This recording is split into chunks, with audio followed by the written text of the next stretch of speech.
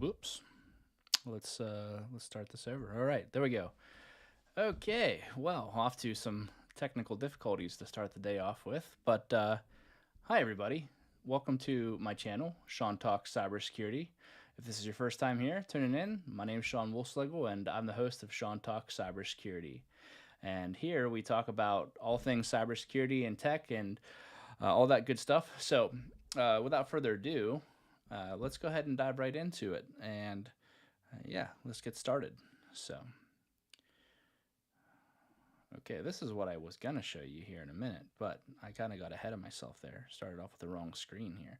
Okay, let's talk about some identity. In the Hacker News, they talk about identity is the new cybersecurity battleground. And this is written up by Okta. It looks like the Hacker News, if this is your first time ever being on the Hacker News or viewing it, it is a site where they actually allow people to come in, organizations and businesses, to come in and actually write articles right on the website. So this is not a sponsored thing by Okta. If you know what Okta is, they're an IAM provider, IAM service provider. That is, in other words, an identity and access management. IAM has become, in the last few years, a stomping ground for cybersecurity, and it is definitely a big deal to cybersecurity. Highly recommend that you learn IAM if you're going to get in this field. So anyway, let's dig into it. So on the Hacker News, they talk about the rapid adoption of cloud services, SaaS applications, and the shift to remote work have fundamentally reshaped how enterprises operate. These technological advances have created a world of opportunity, but also brought about complexities that pose significant security threats. At the core of these vulnerabilities lies identity, the gateway to enterprise security and the number one attack vector for bad actors. Explore the importance of modernizing identity strategies. So this is, going out to Okta, like I said.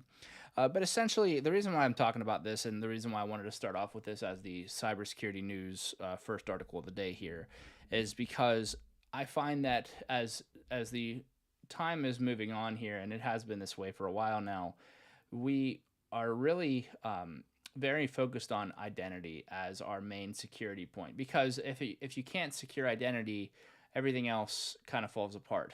Because we have very, all over the world, a very remote workforce, different places all over the world.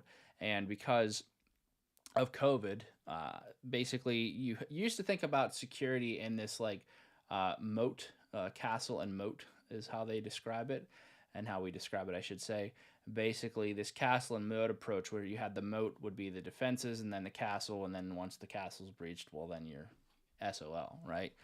But you have identity, which is this new way of thinking, newer way of thinking, basically where you focus on the identity of the user and making sure that they only have access to specific things that they're only supposed to have access to. So like things like role-based access control and OAuth to access certain features and functions. So basically, there has been a growing threat of identity-based attacks. You can see here this 2024 Verizon data breach report found that 80% of breaches involve compromised identity credentials, with the average time to detect and contain a breach sitting at 290 days. It's clear many organizations are unprepared for these increasingly sophisticated threats. So Okta just kind of is a cool tool because it basically takes the complexity out of setting up identity. It makes it really easy. I've used Okta before in previous roles, and so with Okta, you get a lot of that kind of turnkey solution that a lot of industries are looking for. If you're not familiar with the term turnkey, turnkey is just basically a one-size-fits-all approach. You basically purchase whatever it is, the solutions provider, and then you say, okay, I'm going to use your services, and then you can get in there and set everything up, and it makes it super easy. So kind of like what Microsoft Office does for small businesses. You have basically your Office suite of apps, so like Word, PowerPoint, Excel, anything like that.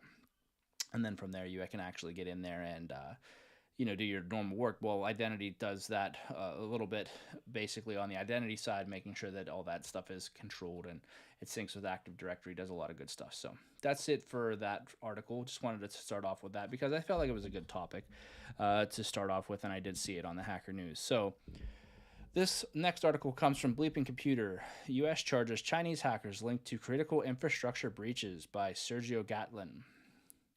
So, the U.S. Justice Department has charged Chinese state security officers along with APT27 and iSoon hackers for network breaches and cyber attacks that have targeted victims globally since 2011. Their victims list includes U.S. federal and state government agencies, foreign ministries of multiple governments in Asia, U.S. based dissidents, as well as prominent religious organization in the United States. So yeah, crazy times indeed. Crazy times indeed. So we have today the DOJ charged 2 MPS officers and 8 employees of Angson Information Technology, also known as iSoon, with involvement in these attacks, and seized the domain used by iSoon to advertise its hacker for hire services. So the State Department is offering up to $10 million through its Rewards for Justice program for information that could help locate or identify these defendants. So these guys right here. But yeah, basically these are the bad guys, and they're up to no good. So we can see here these individuals are associated with People's Republic of China based cyber firm iSoon, which has conducted hacking operations targeting U.S. government agencies, media, and private individuals on behalf of the PRC's intelligence and security services. If you have information on these individuals, you can contact this number here and tell them about it.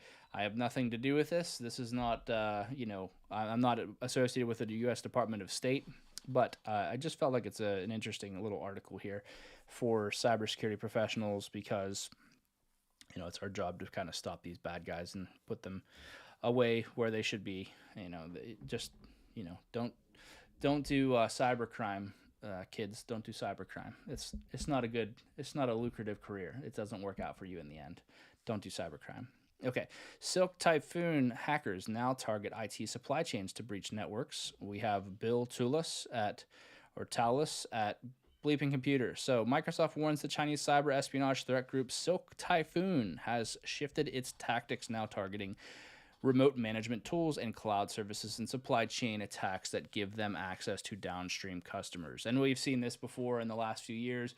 It has been certainly supply chain attacks have grown and grown and grown, and we get more and more of these supply chain attacks. So essentially what a supply chain attack is, if you use any service provider for whatever you do for business, like let's say it's Microsoft 365, for example, that's an easy one to use.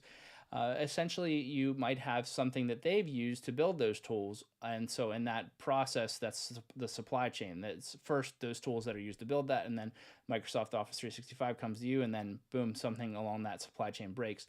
It could be anything. I mean, you could have any sort of like healthcare, like let's say Cisco, for example. Cisco uses a proprietary piece of code or something, and so then it gets wrecked, and then it affects all those different Cisco systems. A good one is like Log4j. Log4j was a big deal a couple years ago. So supply chain attacks have certainly grown and gotten worse as time has gone out. So Silk Typhoon storms IT supply chains. Silk Typhoon is a Chinese state-sponsored espionage group known for hacking the U.S. Office of Foreign Assets Control office in early December 2024 and stealing data from the Committee on Foreign Investment in the United States. Microsoft reports that Silk Typhoon switched tactics around that period, abusing stolen API keys and compromised credentials for IT providers, identity management, privileged access management, and RMM solutions. So you can see here how that kind of links into my first talking point, which was the identity stuff. So you can see if you have your identity protected, then you're in much better shape overall, because identity is kind of where it all starts now. Whereas before we had that moat and castle and moat approach, traditionally thinking, we now focus more on actually protecting identity. Identity being focused first, we wouldn't have to worry about these things as much. Still have to worry, but not as much. Okay, so that's it for this one. I encourage you to go out and read this one. This is an interesting article for cybersecurity professionals to look at. So Silk Typhoon hackers on Bleeping Computer. And the last cybersecurity news article of the day is YouTube warns of AI-generated video of its CEO used in phishing attacks. And I'm talking to a lot of people right now on YouTube, and I think this really applies to what we do in cybersecurity. So YouTube warns that scammers are using AI generated video featuring the company's CEO in phishing attacks to steal creators' credentials. The attackers are sharing it as a private video with targeted users via emails claiming that YouTube is changing its monetization policy. We're aware that phishers have been sharing private videos to send false videos, uh, including an AI generated video of YouTube's CEO, Neil Mohan, announcing changes in monetization. The online video sharing platform warned in a pinned post on its official community website. And yeah, I think that it's only going to get worse, where we're going to actually start to see more of these AI deepfakes and AI scams where you get basically anybody who's any sort of a public figure and they, pretend to be them, and then people fall victim to it. I've seen it firsthand in my own career where people will pretend to be, C levels at an organization, and then people fall victim to that. And so, yeah, just basically use skepticism.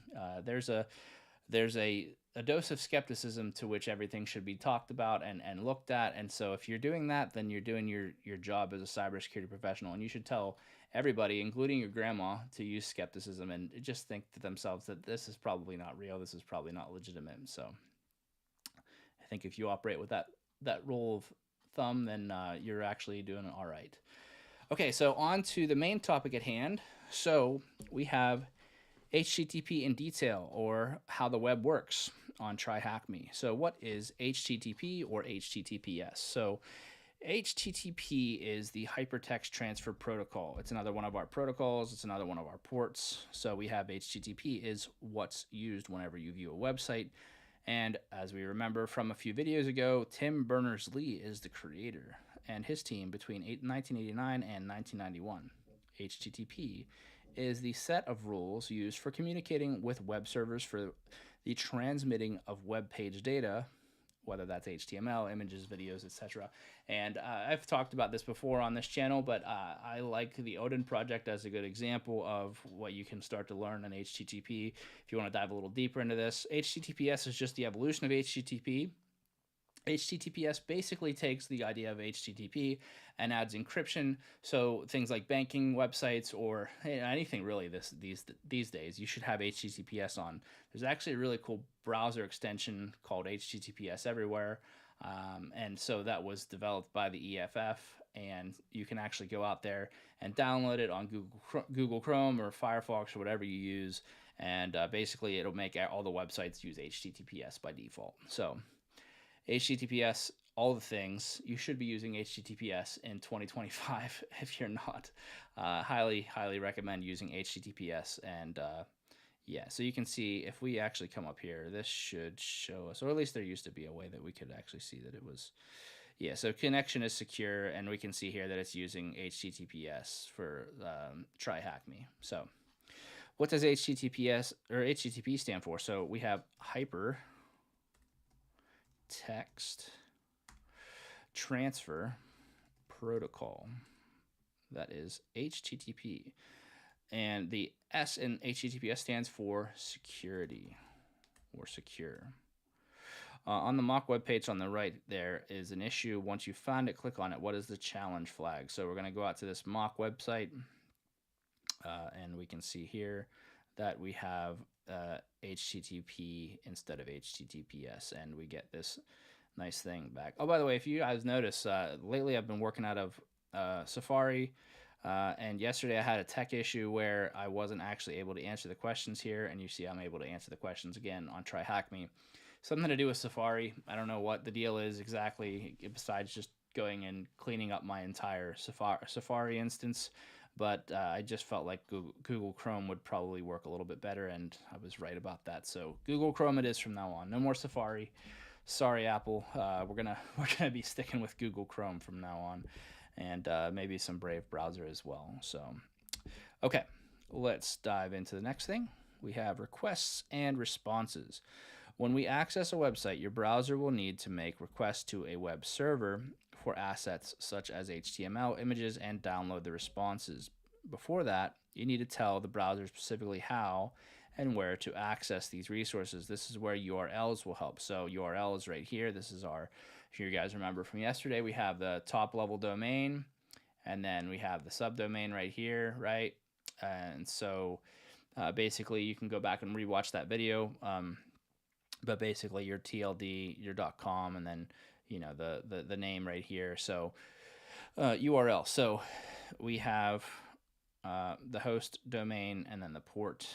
Let's just dive into it. Let's talk about what TryHackMe has to say. If you've used the internet before, you've used a URL before. A URL is predominantly an instruction on how to access a resource on the internet. The below image shows what a URL looks like. So the first one is the scheme. That is our HTTP, right? Next would be the user and the password. And then we'd have whatever this is, user, right? And then you have host domain, and then your port, and then your path, whatever that is. So /view room, query, and then your fragment. So basically, the scheme instructs on what protocol to use. So you could have HTTP, HTTPS, FTP, for example. You can have user, you can have some services required to authenticate you to log you in. Host, right up here, the domain name or IP address of the server you wish to access. Port, the file name or the location of the resource you're trying to access. The path, which is the file name or the location. I'm sorry. This is the file name or location, right? The port is actually the where you're trying to connect up to, right? So 1 through 65535, 65, 535. Okay. And then query string. This could be our extra bits of information that can be sent to the requested path. So you might have, so like if you're trying to actually go through traffic and filter through traffic, and if you're using like something like Burp Suite, this kind of thing here can come in handy, and you can do scans. We'll get into that later once we actually get into the hacking stuff. But this is useful because you can actually start to go ahead and iterate through things. So if you have you have your user at password@tryhackme.com, port whatever it is, and then whatever that is, and then now you have your query string. Oh, cool. Now you have this nice query string here. Now you can say like, well, I see ID equals 1. I wonder what happens if I do ID equals 2, ID equals 3, and so on. And then these same things with these fragments. Things like that are stuff that you want to really pay attention to whenever you see websites pop up, because if you're going to actually do web application security, that's the sort of thing that you can actually take advantage of, and actually get into the things that these whoever the developer was didn't secure, and let them know like, hey, you didn't secure this, so which is not good. You don't want that. Fragment. This is a reference to a location on the actual page requested. This is commonly used for pages with a long content and can have a certain part of the page directly linked to it, so it is viewable to the user as soon as they access the page. Yep. So that would be that right there, that last part. And if you ever share out like a YouTube video or something, then they have that fragment there at the end, so you can see that firsthand if you try to share that out.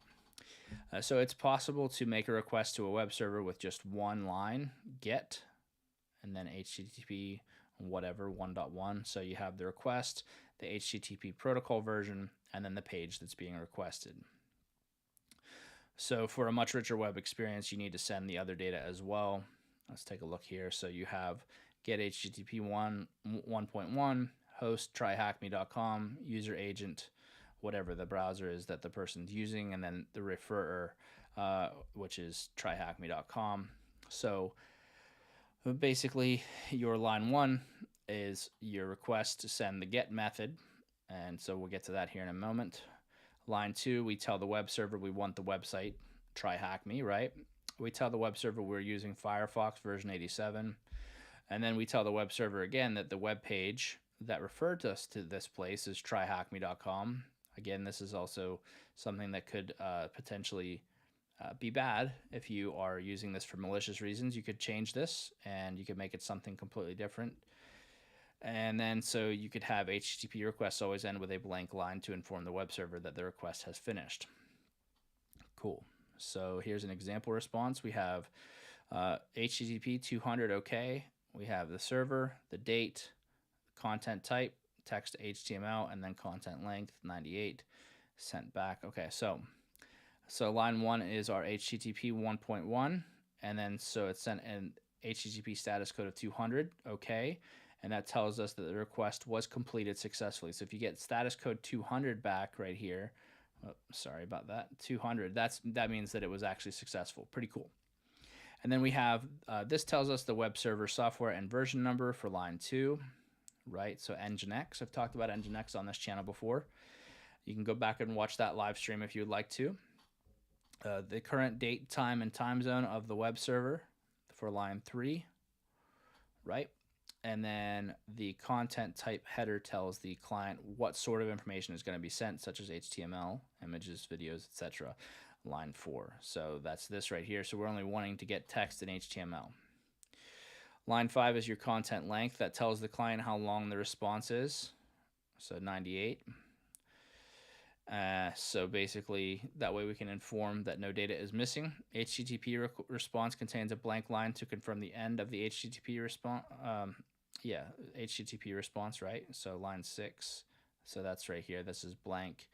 And then lines 7 through 14 is the information that's been requested. So, and that's where you get back here. Okay. So what HTTP protocol is being used in the example above? We have HTTP and then 1.1, right? Yep. Which response header tells the browser how much data to expect. How much data to expect? Well, that would be the content length.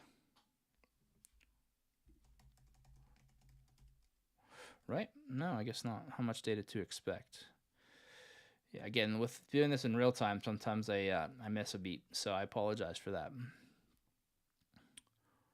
How much data to expect?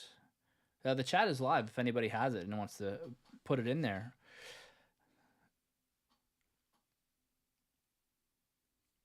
How much data to expect? So would it be content? I guess maybe it is the content type. No. I'll get my my fail there going here. I'll do the elevator music.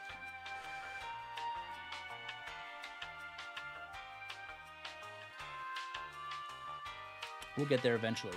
We'll get there. Content length 98. Oh, thank you, Sergio. Appreciate that.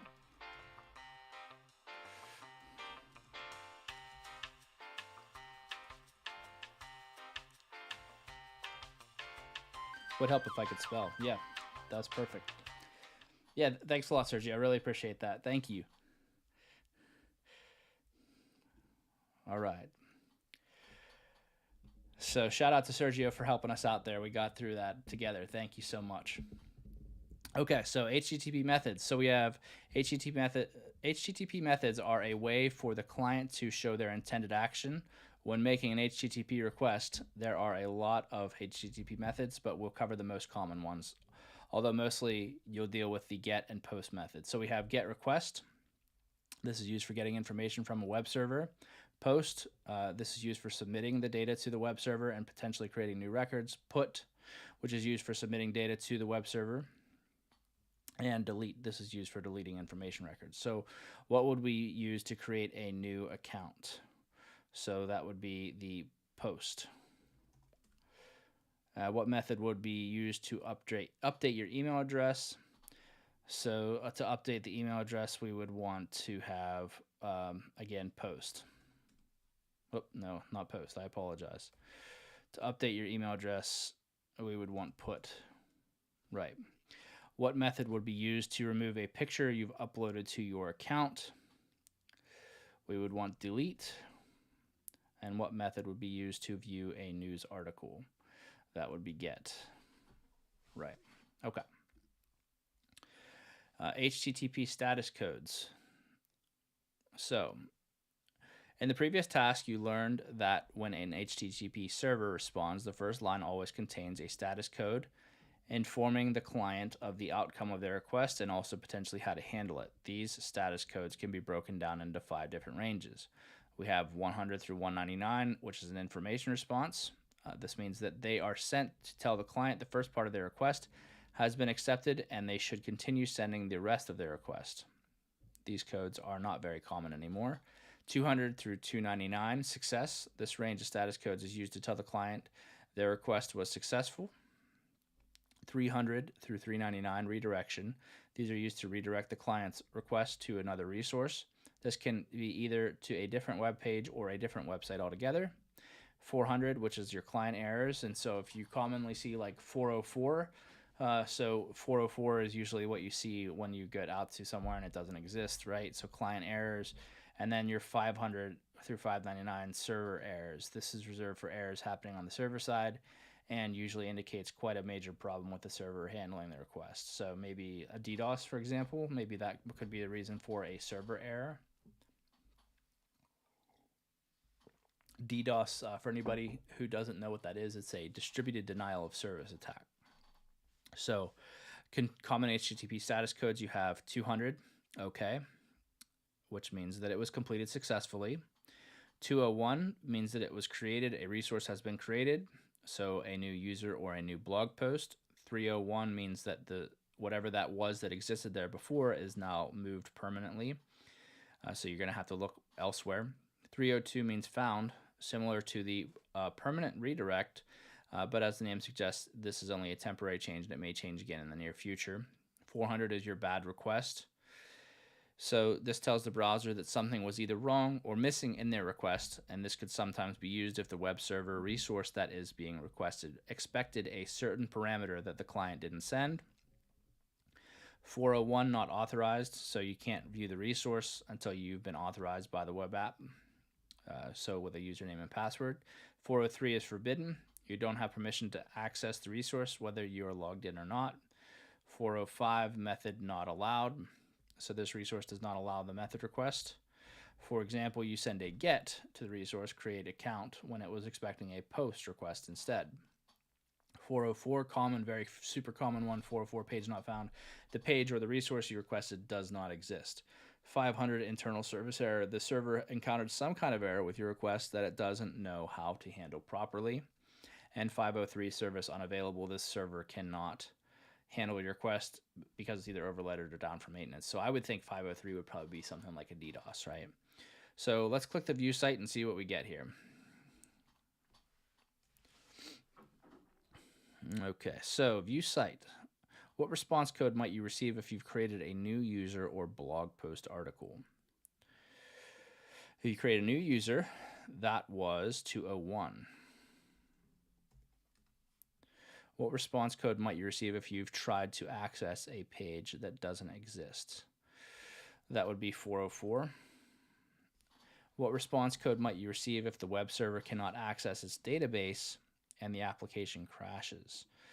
That would be 500, I believe. Nope, maybe 503. Yeah, okay.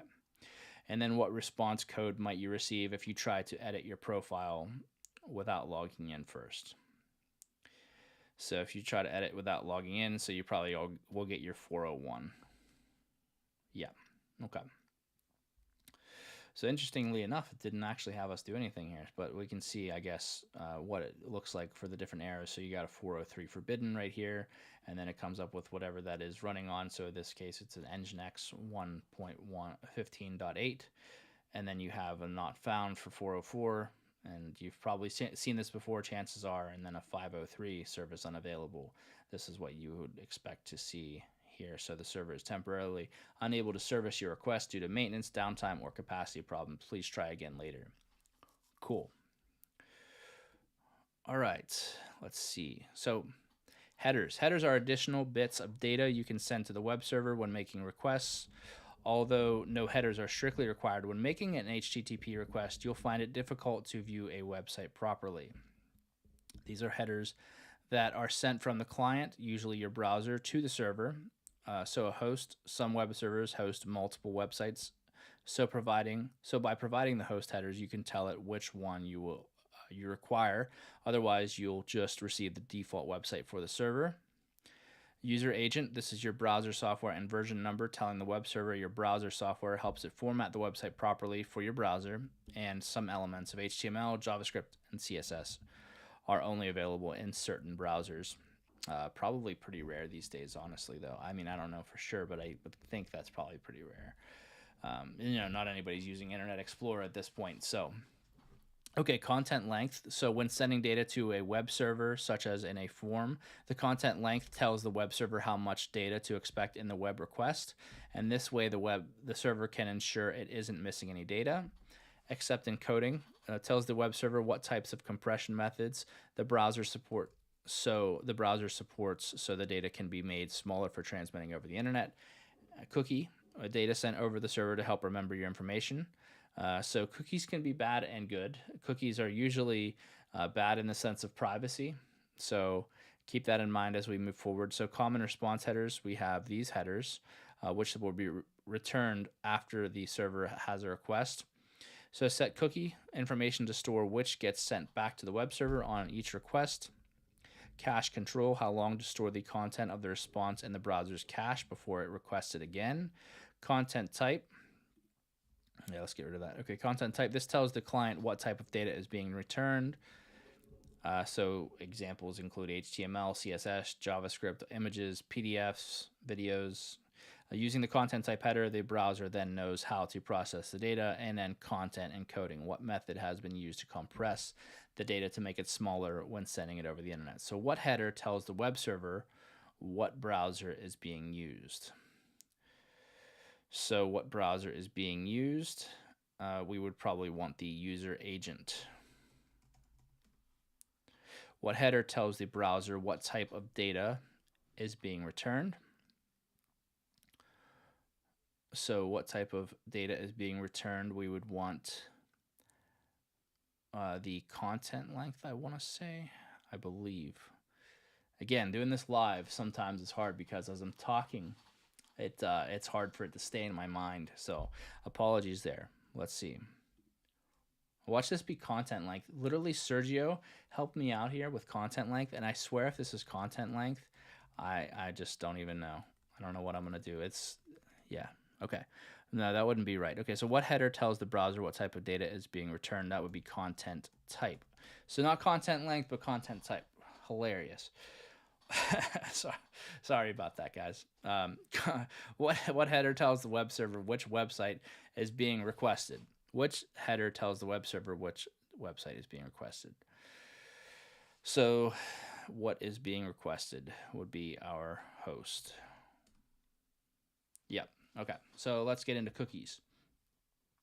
You probably heard of cookies before. They're just a small piece of data that is stored on your computer. Cookies are saved when you receive a set cookie header from a web server. Then every further request you make, you'll send the cookie data back to the web server.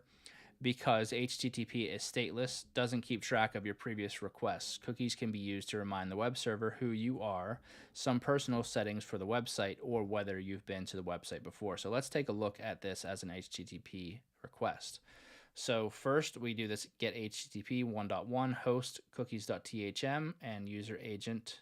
So the client requests the web page from cookies.thm, right? The next thing is the server responds back with a simple web page with a form asking for the user's name. So you can do stuff like this in Burp Suite, which we'll get to eventually.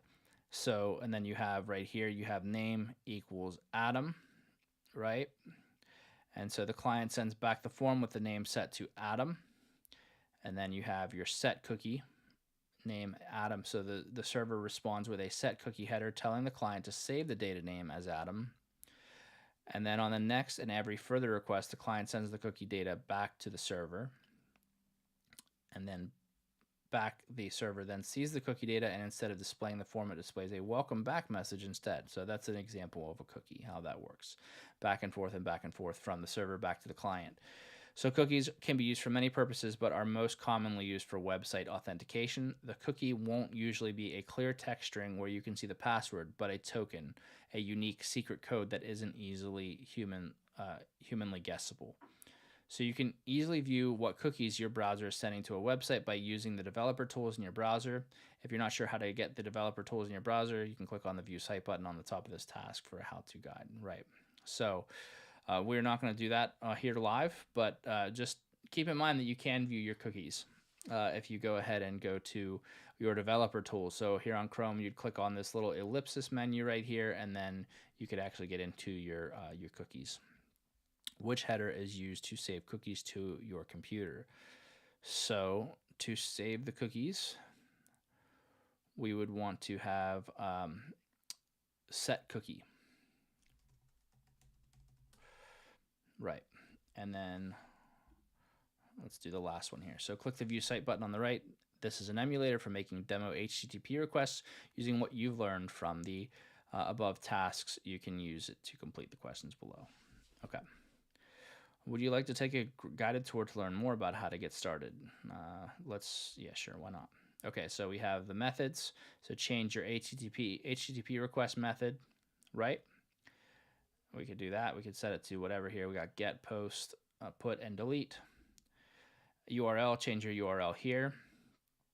Send your request. And then our parameters, update your get and post parameters here. Okay, so make a get request to /room. And so we'll hit go. And so we can see we got our flag back of THM, you're in the room. So we'll copy that and paste it over here. Oops. And then we get our next one, which will be make a get request to blog and use the gear icon to set the parameter to 1. So we want to set it to blog this time and then keep it at get, but this time we're going to actually change the ID parameter to 1 and hit save, I guess, and then we'll hit go. All right, and then we got back our flag of you found the blog. And then make a delete request to user 1. So let's go to delete. Let's exit that. All right, so user and then 1. And then we'll hit go. We probably just want to delete that. Okay, and now we got our user is deleted. And the next one is to make a put request to user 2 with the username parameter set to admin.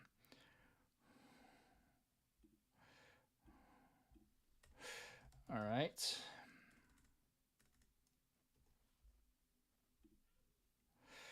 And all right, let's see, user admin, let's see if that does anything.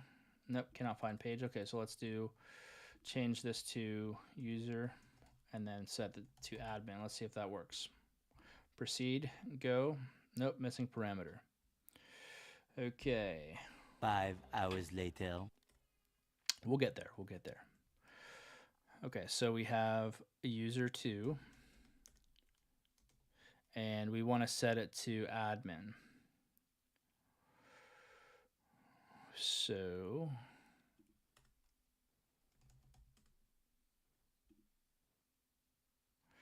nope, that's not working. If anybody has any ideas, if you want to put them in the chat, I'm watching here. I'm watching live, so otherwise we'll hit this hint button and see what we get. So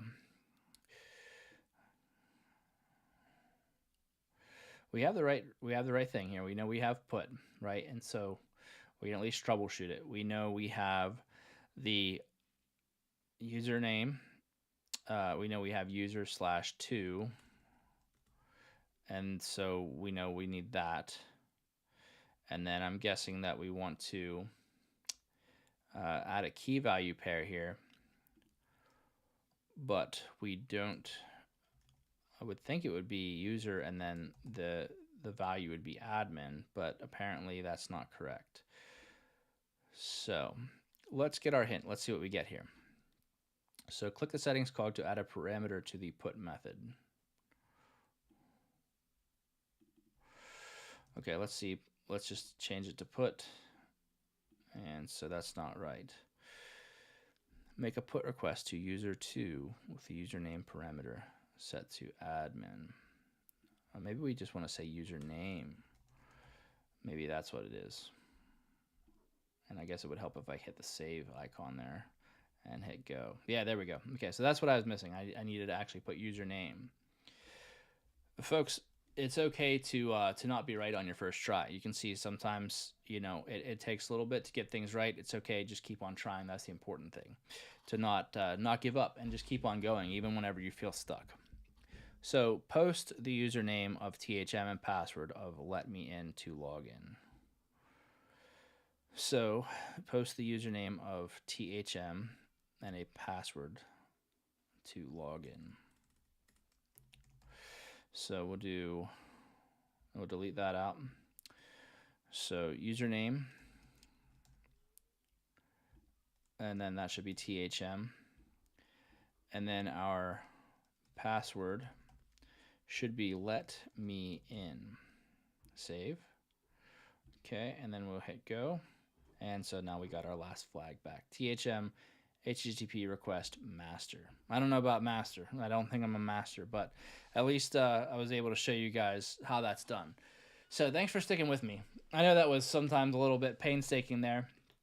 It was I definitely had a couple of fails in there. So, but I really appreciate you helping me out there, Sergio. Thanks for watching live with me and helping me out there whenever I got a little stuck. And so that's why it's really nice to have a good community and have good viewers and have people that are able to bounce ideas back and forth. And that's why, kind of can't do it all on your own. Can't be a one-man army.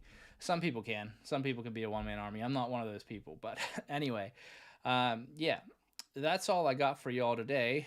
Switch over to my main cam here and talk to you all. Thank you guys so much for joining in today. I realized that today was we had a little bit of a hiccup there, but thanks to Sergio, we got right back on track.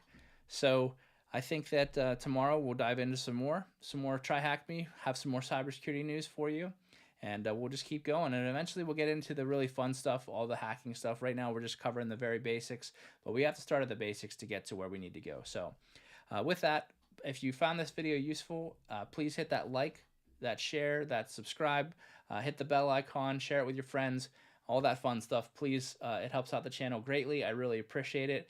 Thank you for your support, and I hope you have a wonderful rest of your day. I'll see you tomorrow.